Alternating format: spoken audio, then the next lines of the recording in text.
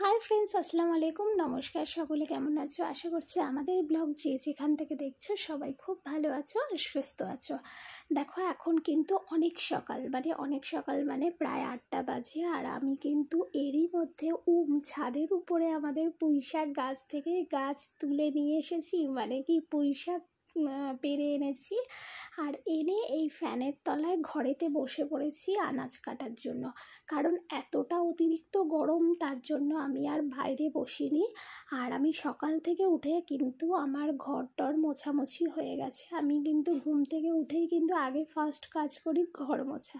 তো ঘর মোছা হয়ে গেছে, আর এই ঘরের ভেতর এখন ফ্যানের তলায় বসিয়ে এই আনাজগুলো সুন্দরভাবে কেটে নিচ্ছি। আর এখন চলে এলাম এই আনাজগুলো ধোয়াধুয়ি করে নিচ্ছি। আর অলরেডি কিন্তু আমি রান্না চাপিয়ে দিয়েছি। তো এইদিকে কড়াই মশলা হচ্ছিল, তারই মধ্যে আমি আলু কুমড়ো ধুয়ে কড়াইতে দিয়ে দিলাম। আজকের রান্না কিন্তু পুরোপুরি নিরামিষ হচ্ছে আমাদের। নিরামিষ বলতে কি, এতে তো পেঁয়াজ রসুন আছে, কিন্তু বাকিগুলোই কিন্তু আর পেঁয়াজ রসুন থাকবে না। এইদিকে ডাল, আর এইদিকে ভাতও হয়ে গেছে, সব কিছু হয়ে গেছে। আর এখানে হাজব্যান্ডকে এখন 9টা 10 বাজে দিয়েছি ফল খেতে। আর হাজব্যান্ড কিন্তু সকালবেলা একটু ফলই খায়, কারণ ওর ডায়েটের মধ্যে থাকে। আর এখন যেহেতু অসুস্থ, সেহেতু কিন্তু আমি ওকে একটু ফলটাই সকালবেলা দিয়েছি। তো বন্ধুরা, এতক্ষণ তোমরা ব্যাক ক্যামেরায় আমাদের ব্লগ দেখলে, এখন চলে এসেছি ফ্রন্ট ক্যামেরায় তোমাদের সামনে।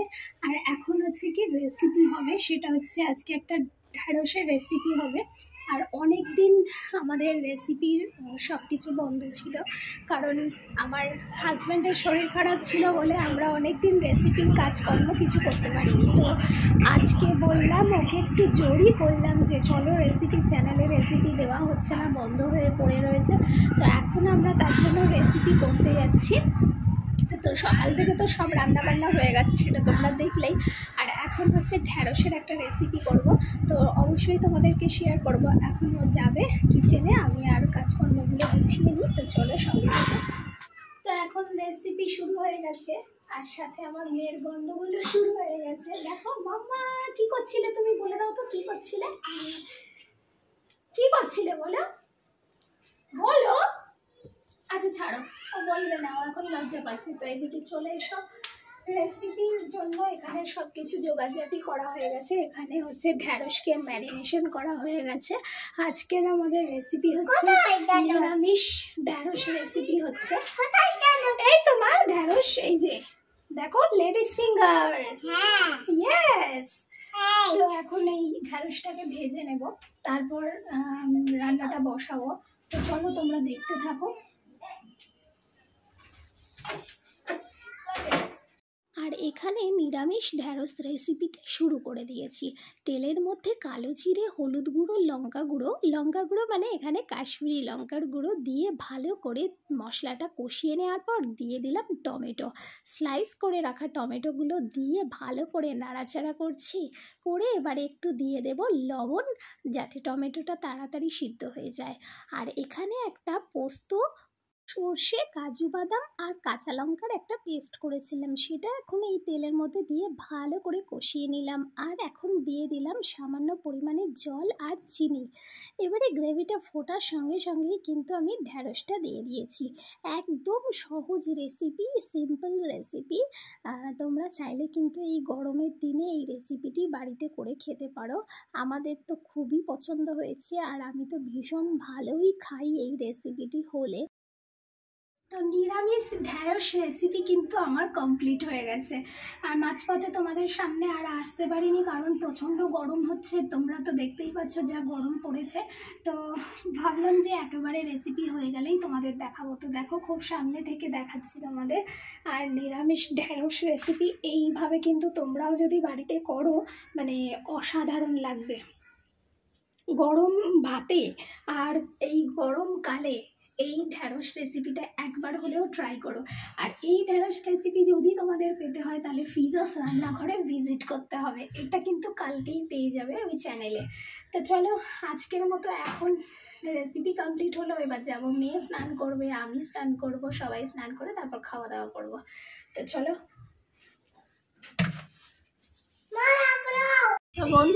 এখন হচ্ছে কি স্নান টান করে আর একটু ক্রিম দিলাম। ভাবছো এই গরমকালে কেন ক্রিম দিলাম? আসলে কি জানো তো, জানি না ফেস ওয়াশটার কারণে নাকি এখনের ওয়েদারটাই এমন, মানে মুখটা যেন টান ধরছিল এরকম মনে হলো, তো তাই একটু ক্রিম দিলাম, একটু ময়েশ্চারাইজার যাতে হয়। তো ক্রিম মাখলাম, মেয়েকে খাওয়ানো হয়ে গেছে। আর চলো আজকে দুপুরে আমাদের কি কি খাওয়া দাওয়া হবে সেটাই তোমাদের সাথে শেয়ার করি। চলো, তো দেখো আজকে নিরামিষ ভেন্ডি রেসিপি, কিন্তু যারা নিরামিষ খেতে পছন্দ করো এটা কিন্তু তাদের জন্য খুবই ভালো লাগবে, আর গরম ভাতে বিশেষ করে। তো যাই হোক, আজকের রান্না নিরামিষ ঢ্যাঁড়স রেসিপি। এইদিকে হচ্ছে জিরে আর শুকনো লঙ্কা দিয়ে পাতলা ডাল করেছি একদম। আর এইটা হচ্ছে এখানে রয়েছে হচ্ছে পুঁই শাকের চচ্চড়ি। তো দেখো এই যে পুঁই শাক চচ্চড়ি, এটা একদম নিরামিষ, এতে কোনো মানে কিছুই দেওয়া নেই, মাছ টাছ। তো আজকে সবই বলতে গেলে আমাদের নিরামিষ, শুধু এর মধ্যে পেঁয়াজ আর রসুনটা আছে, আর বাকি সব নিরামিষ। আজকে কিন্তু আমাদের একদম নিরামিষ রান্না বান্না। আর সত্যি কথা বলতে গরমকালে, তো যেটা বলছিলাম, গরমকালে এই ধরনের হালকা ফুলকা খাবার খেতেই কিন্তু আমাদের ভালো লাগছে। আমাদের বিশেষ করে মাংস টাংস একদমই কম খাচ্ছি, আর এখন হচ্ছে এই ধরনের খাবারগুলোই চলতে থাকবে। আর ওর বাবার যেহেতু শরীর খারাপ, এখনও ওর বাবা বাজারে বেরোতে পারছে না, তার জন্য আমাদের একটু মাছ টাছগুলো আনা হচ্ছে না। তো যাই হোক, মাছ টাছগুলো আনলো। আর এদিকে আমার মেয়ের আলমারিটা, মানে ওয়্যার ডগটা খুলে রেখেছি, ভুলেই গেছি। এখন ক্যামেরাতে দেখলাম যে ওয়্যার ডগটা খোলা। তো চলো আবার খাওয়া দাওয়ার সময় দেখা হচ্ছে। আর আজকে কি হয়েছে জানো, রান্না করতে গিয়ে একদম বড় সড়ো ফোসকা নিয়েছে হাতে। দাঁড়াও দেখাচ্ছি, দেখো দুটো মানে বড় বড় ফোসকা পড়ে গেছে। মানে এই যে পুঁই শাকের রান্নাটা করছিলাম না, পুঁই শাকে 5 ফোড়ন তেলে দিয়েছি, আর এবারে সর্ষেগুলো এত ছিটকাচ্ছিল, তো সেটা পড়ে গিয়ে আজকে আমার কিন্তু হাতটা দুটো ফোসকা পড়ে গেল। যাই হোক, রান্নাবান্না করতে গেলে ঘরের গৃহিণীদের তো এগুলো মানে স্মৃতি, তাই কি না? তোমরা কি বলো? নমস্কার বন্ধুরা, অনেকদিন পরে ব্লগে অ্যাড হলাম। ভীষণ শরীর খারাপ ছিল, জ্বর, এক সপ্তাহে জ্বরে ভালো করে মানে স্বস্তি ছিল না। এখন একটু সুস্থ হয়েছি, তো এখন সুস্থ হয়েছি, খাওয়া দাওয়া করছি, এখন বাড়াবাড়ি চলছি। তুমি যাও, তুমি বাবাকে খাওয়া দাওয়া হবে। তো আজকের রান্না দেখানো হয়ে গেছে, তো তুমি কি দিয়ে শুরু করবে? করো, আস্তে করো। শুরু করবো, যা আছে তাই দিয়ে শুরু করবো। আমাদের ভেন্ডি, হ্যাঁ, নিরামিষ ভেন্ডি।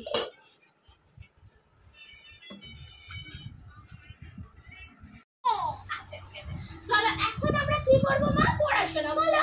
আচ্ছা চলো, প্রথম বইয়ের পিছন থেকে শুরু করছি। এখানে কটা অ্যানিমালস আছে, তার মধ্যে আম্মু আমাকে দেখাবে, আমি তালিয়া করব। আচ্ছা মামান, তুমি দেখাও তো এলিফ্যান্ট কোনটা? Wow, very good very good. আচ্ছা জিরাফ কোনটা? বাহ, তালিয়া তালিয়া। ক্যাঙ্গারু কোথায়? Very good very good. আচ্ছা চলো, এইখানে দেখাও তো লায়ন কোথায় মা? ওরে সর্বনাশ। আচ্ছা আচ্ছা চলো, এখানে দেখো, এখানে বলো। আচ্ছা ঠিক আছে, এখানে দেখো হিপোপটেমাস কোথায়? হিপোপটেমাস, এই ঠিক করে দেখাও মা। ঠিক বলেছে ঠিক বলেছে। আচ্ছা চলো এদিকে দেখাও, লুক লুক। পান্ডা কোথায়? পান্ডা, আরে বাবা। আচ্ছা এদিকে দেখো, পান্ডা কোথায়? আচ্ছা সরি, আমার কোলে বসে কি সুন্দর পড়া বলবে সবাই। দেখো তো, এ ফর বলে দাও, শুরু করো। Ready, 1 2 3 start. এ ফর, জোরে জোরে জোরে। এ ফর, আচ্ছা বই দেখে বলবে। আচ্ছা চলো, A for, B for, C for, D for, E for, F for, G for, H for, হ্যাঁ, I for,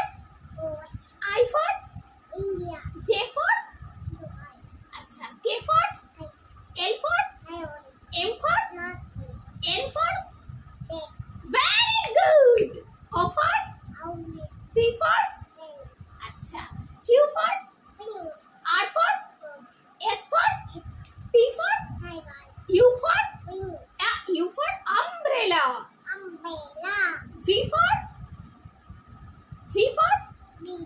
very good. W for এটা কি? W for watch. X for এই দেখো Xmas, এই যে দাদু দাদু দেখো X for Xmas বলো, তুমি বলো হ্যাঁ Xmas বলো, হ্যাঁ X for Xmas বলো। আচ্ছা চলো Y for yet বলো, Y for yet এই বলে দাও। আর এইটা কি মা? Z for এই দেখো, তালিয়া করো, এইরকম করো, তুমি করো। আরে সর্বনাশ, দারুণ বলেছি। তো বন্ধুরা এখন ঘড়িতে বাজে 11টা, আর এখন হচ্ছে কি মানে অতিরিক্ত গরমের জন্য এখন দুবার করে স্নান করি, তো এখন আবার গলা অবধি স্নান করে এলাম। আর এখন হচ্ছে কি এবারে ঘুমাবার পালা, সেটা তো সবাই জানো। তো যাই হোক, আজকে ব্লগটা কেমন লাগলো অবশ্যই কিন্তু কমেন্ট করো, আর ভালো লাগলে যারা এখনো পর্যন্ত সাবস্ক্রাইব করোনি তারা সাবস্ক্রাইব করে আমার পাশে থেকো। তো চলো আজকের মতো এখানেই শেষ করছি। বাই, গুড নাইট, আল্লাহ হাফেজ।